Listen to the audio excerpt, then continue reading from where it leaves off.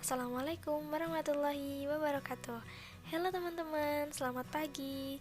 Bagaimana nih kabar kalian? Semoga baik-baik saja ya. Di masa pandemi ini tetap patuhi protokol kesehatan. Perkenalkan, kami dari kelompok 1 yang beranggotakan Syahrizal Fanani Ahmad, Eka Maulida Hidayat, dan Nafisa Lutfi Zahro. Hari ini judul pembahasan kita sangat menarik loh teman-teman, yaitu proses atau fungsi manajemen pendidikan. Proses atau fungsi manajemen pendidikan dibagi menjadi 6 poin, yaitu adalah planning atau perencanaan, organizing atau pengorganisasian, actuating atau tindakan, monitoring atau pemantauan, controlling atau pengendalian, dan yang terakhir adalah evaluating atau mengevaluasi. Nah, untuk memanfaatkan waktu dengan baik, yuk kita langsung pada pembahasan. Pengertian manajemen pendidikan. Manajemen menurut Terry pada tahun 2005 adalah suatu proses kerangka kerja yang melibatkan bimbingan atau pengarahan suatu kelompok ke arah tujuan organisasi.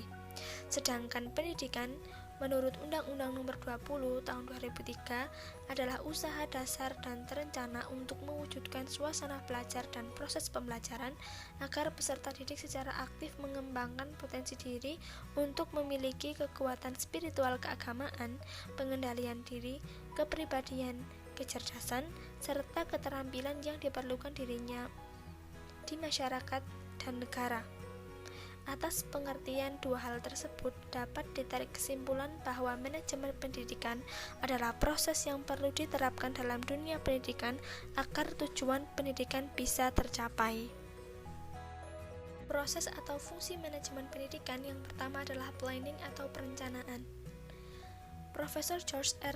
Terry pada tahun 2010 mengemukakan bahwa planning adalah penempatan pekerjaan yang harus dilaksanakan oleh kelompok untuk mencapai tujuan yang digariskan, di mana planning mencakup kegiatan pengambilan keputusan karena termasuk dalam pemilihan alternatif keputusan, dan diperlukan kemampuan untuk mengadakan visualisasi serta melihat ke depan guna merumuskan suatu pola dari hubungan tindakan untuk masa mendatang.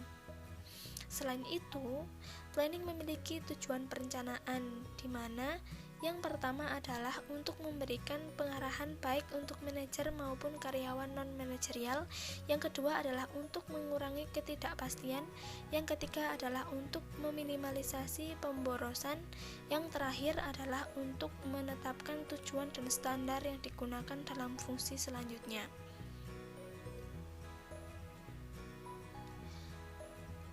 Poin selanjutnya adalah proses perencanaan.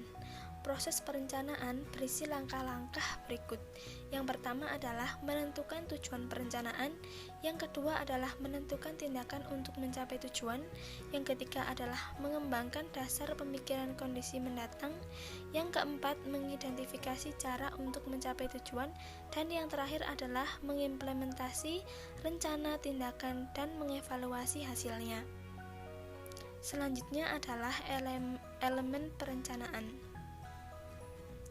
Elemen perencanaan terdiri atas dua hal penting, yaitu adalah goals atau sasaran dan plan atau perencanaan.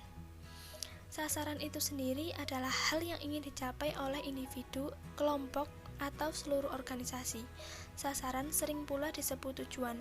Sasaran memandu manajemen membuat keputusan dan membuat kriteria untuk mengukur sesuatu pekerjaan. Selanjutnya adalah rencana. Rencana ini adalah dokumen yang digunakan sebagai skema untuk mencapai tujuan. Rencana biasanya mencakup alokasi sumber daya, jadwal, dan tindakan-tindakan penting lainnya. Rencana dibagi berdasarkan cakupan, jangka waktu, kekhususan, dan frekuensi penggunanya. Selanjutnya adalah unsur-unsur perencanaan. Suatu perencanaan yang baik harus menjawab 6 pertanyaan yang mencakup dalam unsur-unsur perencanaan, yaitu yang pertama adalah tindakan apa yang harus dikerjakan, yaitu mengidentifikasi segala sesuatu yang akan dilakukan. Yang kedua adalah apa sebabnya tindakan tersebut harus dilakukan, yaitu merumuskan faktor-faktor penyebab dalam melakukan tindakan.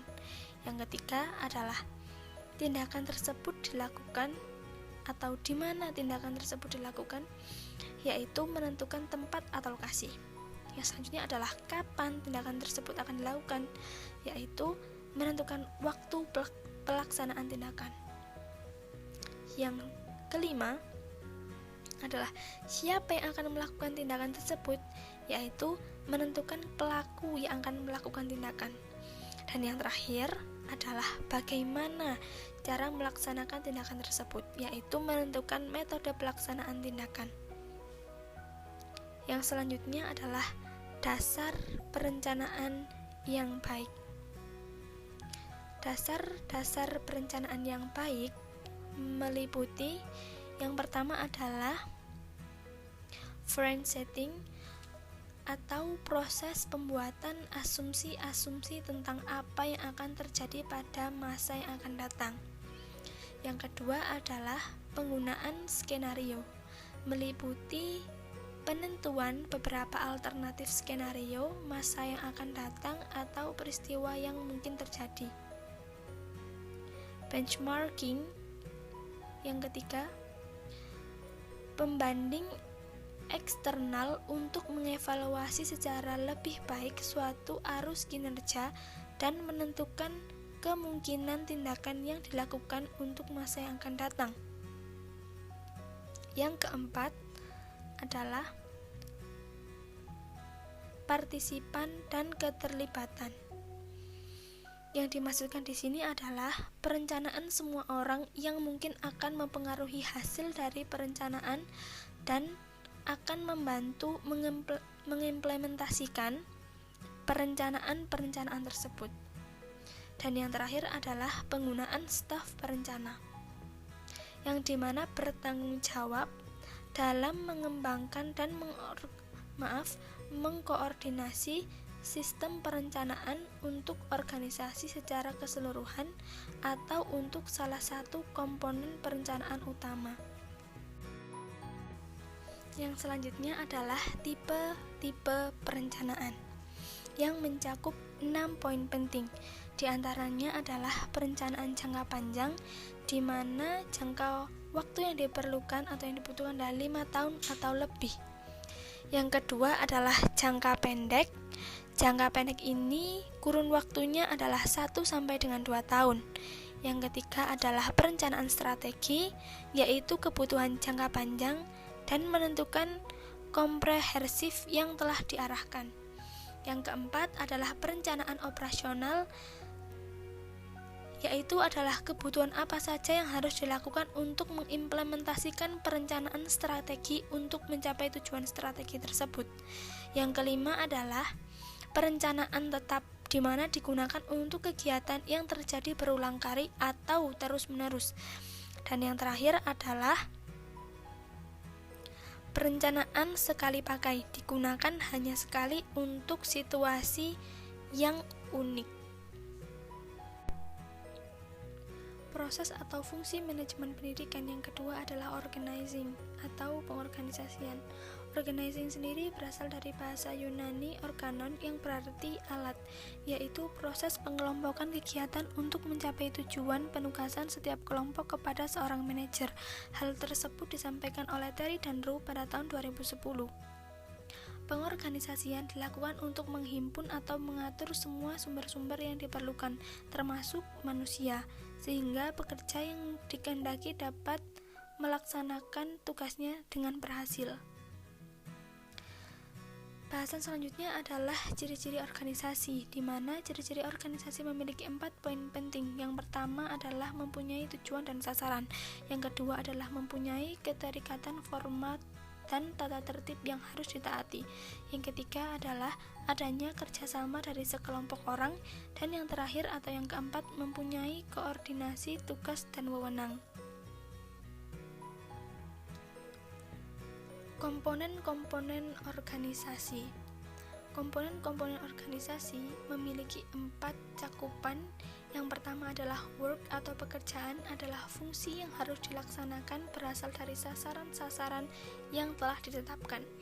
Yang kedua adalah employees atau pegawai-pegawai, adalah setiap orang yang ditugaskan untuk melaksanakan bagian tertentu dari seluruh pekerjaan. Yang ketiga adalah relationship atau hubungan, merupakan hal penting di dalam suatu organisasi. Dan yang terakhir adalah environment atau lingkungan, adalah komponen terakhir yang mencakup sarana fisik dan sarana umum di dalam lingkungan di mana para pegawai melaksanakan tugas-tugas mereka, lokasi, mesin, alat tulis kantor, dan sikap mental yang merupakan faktor-faktor pembentuk lingkungan. Selanjutnya adalah manfaat pengorganisasian. Yang pertama adalah dapat lebih mempertegas hubungan antara anggota satu dengan yang lain. Yang kedua adalah setiap anggota dapat mengetahui kepada siapa ia harus bertanggung jawab. Yang ketiga, setiap anggota organisasi dapat mengetahui apa yang menjadi tugas dan tanggung jawab masing-masing sesuai dengan posisinya dalam struktur organisasi. Yang keempat adalah dapat dilakukan pendelegasian wewenang dalam organisasi secara tegas, sehingga setiap anggota mempunyai kesempatan yang sama untuk berkembang. Dan yang terakhir adalah terciptanya pola hubungan yang baik antara anggota organisasi, sehingga memungkinkan tercapainya tujuan yang mudah. Pembahasan yang selanjutnya adalah prinsip-prinsip organisasi. Prinsip-prinsip organisasi disampaikan oleh Williams pada tahun 1965 bahwa prinsip organisasi mencakup 12 poin. Yang pertama adalah prinsip bahwa organisasi harus mempunyai tujuan yang jelas. Yang kedua adalah skala hierarki. Yang ketiga adalah prinsip kesatuan perintah. Yang keempat adalah prinsip pendelegasian wewenang. Yang kelima adalah prinsip penangguhjawaban. Yang keenam prinsip pembagian pekerjaan. Yang ketujuh prinsip rentang pengendalian. Yang kedelapan prinsip fungsional. Yang kesembilan prinsip pemisahan. Yang kesepuluh prinsip keseimbangan. Yang ke-11 adalah prinsip fleksibilitas. Dan yang ke-12 adalah prinsip pemimpin atau kepemimpinan. Pembahasan yang selanjutnya adalah tujuan organisasi.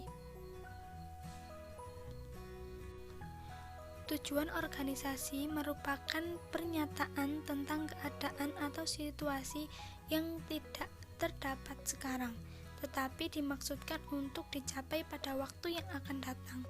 Hal tersebut disampaikan oleh Handoko pada tahun 1995. Pembahasan selanjutnya akan dipaparkan oleh rekan saya. Assalamualaikum warahmatullahi wabarakatuh. Perkenalkan, nama saya Kamaulidah Hidayat, NPM 018. Di sini saya akan melanjutkan penjelasan dari pemateri sebelumnya. Saya akan menjelaskan poin selanjutnya, yaitu tentang actuating dan monitoring. Actuating atau pelaksanaan menurut Terry yaitu usaha menggerakkan anggota kelompok sedemikian rupa sehingga mereka berkeinginan dan berusaha untuk mencapai tujuan yang telah direncanakan bersama. Selain itu, actuating memiliki tujuan yang meliputi 5 poin. 5 poin itu diantaranya adalah: 1.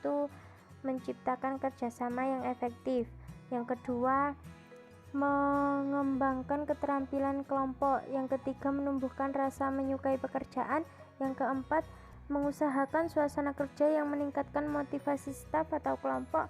Yang kelima, membuat organisasi berkembang lebih dinamis. Selanjutnya masuk ke prinsip actuating. Prinsip actuating ada 3 menurut Harris tahun 2011. Yang pertama, mengarah pada tujuan. Tujuan pokok dari pengarahan nampak pada prinsip yang menyatakan bahwa makin efektifnya proses pengarahan akan semakin besar sumbangan anggota terhadap usaha mencapai tujuan. Pengarahan tidak dapat berdiri sendiri. Artinya, dalam melaksanakan fungsi pengarahan perlu mendapatkan dukungan atau bantuan dari faktor-faktor lain seperti perencanaan, struktur organisasi, tenaga kerja yang cukup, pengawasan yang efektif, dan kemampuan untuk meningkatkan pengetahuan serta kemampuan anggota. Yang kedua, prinsip keharmonisan dalam tujuan. Orang-orang bekerja untuk dapat memenuhi kebutuhannya yang mungkin tidak mungkin sama dengan tujuan perusahaan. Mereka mengkehendaki demikian dengan harapan tidak terjadi penyimpangan yang terlalu besar dan kebutuhan mereka dapat dijadikan sebagai pelengkap serta harmonis dengan kepentingan perusahaan. Semua ini dipengaruhi oleh motivasi masing-masing individu. Motivasi yang baik akan mendorong orang-orang untuk memenuhi kebutuhannya dengan cara yang wajar, sedang kebutuhan akan terpenuhi apabila mereka dapat bekerja dengan baik, dan pada saat itulah mereka menyumbangkan kemampuannya untuk mencapai tujuan organisasi. Yang ketiga, prinsip kesatuan komando. Prinsip kesatuan komando ini sangat penting untuk menyatukan arah tujuan dan tanggung jawab para bawahan. Bila mana para bawahan hanya memiliki satu jalur di dalam melaporkan segala kegiatannya dan hanya ditujukan kepada satu pimpinan saja, maka pertentangan dalam memberikan instruksi dapat dikurangi, serta semakin besar tanggung jawab mereka untuk memperoleh hasil maksimal. Setelah membahas prinsip-prinsip dari actuating, tahapan-tahapan dari actuating tidak kalah penting, di mana tindakan pergerakan dibagi dalam 3 tahap. Yang pertama, memberikan motivasi, inspirasi, atau dorongan, sehingga timbul kesadaran dan kemauan para petugas untuk bekerja dengan baik. Tindakan ini juga disebut motivating. Yang kedua, memberikan bimbingan melalui contoh teladan. Tindakan ini juga disebut coding, yang meliputi beberapa tindakan seperti pengambilan keputusan, mengadakan komunikasi antara pimpinan dan staf, memilih orang-orang yang menjadi anggota kelompok, dan memperbaiki sikap, pengetahuan maupun keterampilan staf. Yang ketiga, pengarahan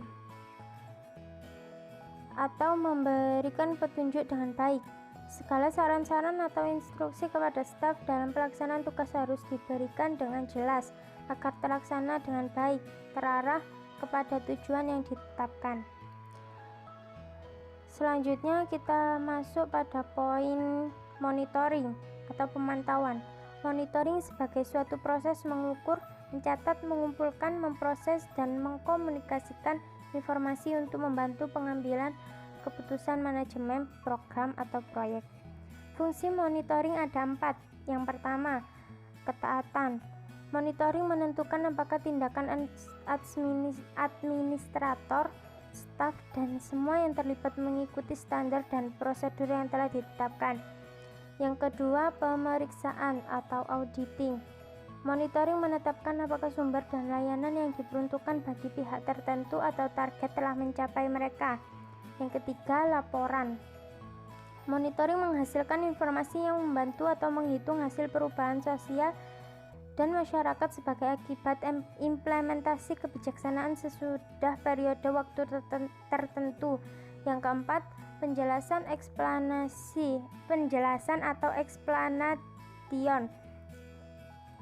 Monitoring menghasilkan informasi yang membantu menjelaskan bagaimana akibat kebijaksanaan dan mengapa antara perencanaan dan pelaksanaannya tidak cocok. Selanjutnya kita masuk dalam tujuan monitoring. Tujuan monitoring ini ada 5. Yang pertama, mengkaji yang dilaksanakan telah sesuai dengan rencana. Yang kedua, mengidentifikasi masalah yang timbul agar langsung dapat diatasi. Yang ketiga, mengetahui kaitan antara kegiatan dengan tujuan. Yang keempat, melakukan penilaian pada pola kerja dan manajemen yang digunakan.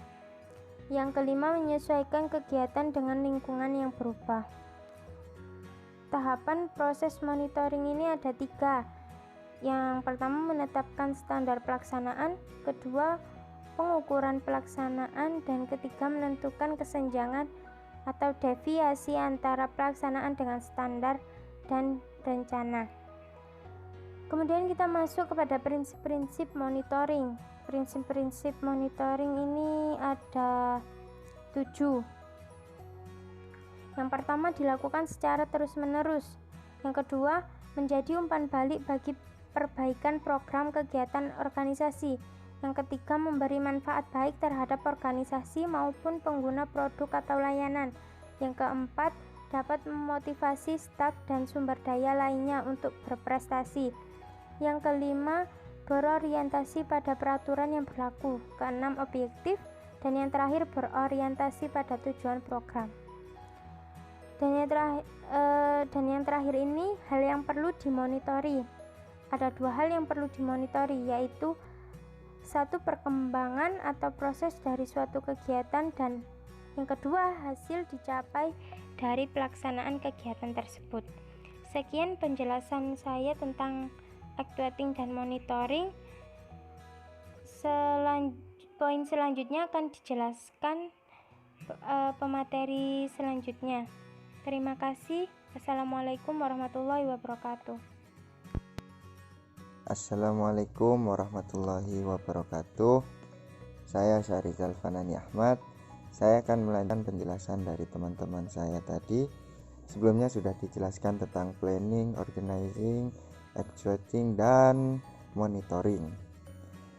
Saya akan menjelaskan tentang controlling and evaluating. Untuk controlling atau pengawasan itu adalah penemuan atau penerapan cara dan alat untuk menjamin bahwa apa yang kita laksanakan sudah sesuai dengan perencanaan yang sudah ditetapkan. Controlling atau pengawasan sendiri dibagi menjadi 3 jenis. Yang pertama adalah feed forward control, yaitu proses pengawasan yang dilakukan untuk menangani permasalahan dan hambatan yang mungkin terjadi. Jadi, kontrol ini dilakukan di awal untuk mengoreksi kegiatan sebelum dilaksanakan. Pengawasan ini bersifat preventif atau mencegah. Yang kedua ada concurrent control, yaitu proses pengawasan yang dilakukan untuk memastikan apakah kegiatan yang terlaksana sudah sesuai dengan perencanaan. Untuk controlling jenis ini dilakukan saat kegiatan berlangsung. Yang ketiga ada feedback control, yaitu proses pengawasan yang dilakukan untuk mengukur sejauh mana keberhasilan dalam pelaksanaan kegiatan. Jadi kontrol yang ini dilakukan di akhir kegiatan. Selanjutnya adapun tujuan dari controlling. Yang pertama adalah menjamin terlaksananya kegiatan sesuai perencanaan. Yang kedua, mencegah penyimpangan-penyimpangan dalam pelaksanaan kegiatan. Dan yang ketiga, melakukan pembinaan dan bimbingan agar sumber daya dapat dimaksimalkan. Manfaat controlling. Yang pertama, mengetahui sejauh mana kegiatan ini terlaksana. Yang kedua, mengetahui kesesuaian pelaksanaan dengan perencanaan. Yang ketiga, mengetahui penyimpangan dan penyebabnya. Yang keempat, mengetahui kecukupan waktu dan sumber daya agar pelaksanaan menjadi efisien dan efektif. Yang kelima, memberikan motivasi bagi pekerja. Dan yang terakhir, memastikan kualitas kerja. Kemudian tahapan dari controlling sendiri ada yang pertama menentukan standar, yang kedua menentukan pengukuran pelaksanaan kegiatan, yang ketiga proses mengukur pelaksanaan kegiatan, yang keempat membandingkan pelaksanaan dengan perencanaan, dan yang terakhir dapat dilakukan tindakan koreksi bila diperlukan. Setelah controlling, kita akan belajar tentang evaluating atau penilaian. Evaluating yang dimaksud di sini adalah penilaian terhadap suatu pelaksanaan kegiatan. Apakah sudah sesuai dengan perencanaan sehingga mencapai tujuan yang telah ditentukan di awal. Evaluasi yang baik harus didasari aspek kemanfaatan, keakuratan, dan kelayakan. Ada 4 model evaluasi yang dapat dilakukan, yaitu pertama adalah system assessment atau evaluasi yang memaparkan informasi tentang keadaan terakhir dari suatu elemen kegiatan yang dilaksanakan. Kemudian yang kedua ada program planning, yaitu evaluasi yang memberikan pemilihan aktivitas dalam kegiatan tertentu yang mungkin dapat memberi pengaruh positif. Yang ketiga ada program improvement, yaitu evaluasi yang memaparkan informasi tentang fungsi kegiatan, cara kerja kegiatan, dan bagaimana menangani hambatan-hambatan yang dapat mengganggu kegiatan. Kemudian yang terakhir, model evaluasi yang terakhir adalah program certification, yaitu evaluasi untuk memberi informasi tentang manfaat kegiatan. Evaluasi sendiri bertujuan untuk mengetahui tingkat penguasaan seseorang dalam kompetensi tertentu, kemudian menemukan hambatan dalam suatu kegiatan sehingga dapat digunakan sebagai alat untuk menemukan problem solving. Kemudian selanjutnya mengetahui efektivitas suatu metode atau sumber daya yang digunakan dalam pelaksanaan kegiatan, dan yang terakhir berperan sebagai feedback atau umpan balik untuk perbaikan suatu pelaksanaan kegiatan. Manfaat dari evaluasi sendiri, yang pertama, memotivasi dan meningkatkan kinerja untuk hasil yang lebih baik. Kemudian menetapkan standar hasil yang harus dicapai, merupakan tempat untuk mendiskusikan problem and solve, masalah dan penyelesaian. Kemudian yang terakhir, meningkatkan hubungan yang harmonis. Tahapan evaluasi, yang pertama kita harus menentukan apa yang akan dievaluasi, kemudian mendesain kegiatan evaluasi, selanjutnya mengumpulkan data, mengolah dan menganalisis data, kemudian melaporkan hasil evaluasi. Mungkin itu saja yang bisa kami sampaikan dari kelompok 1 tentang proses atau fungsi dari manajemen pendidikan. Sekian, terima kasih.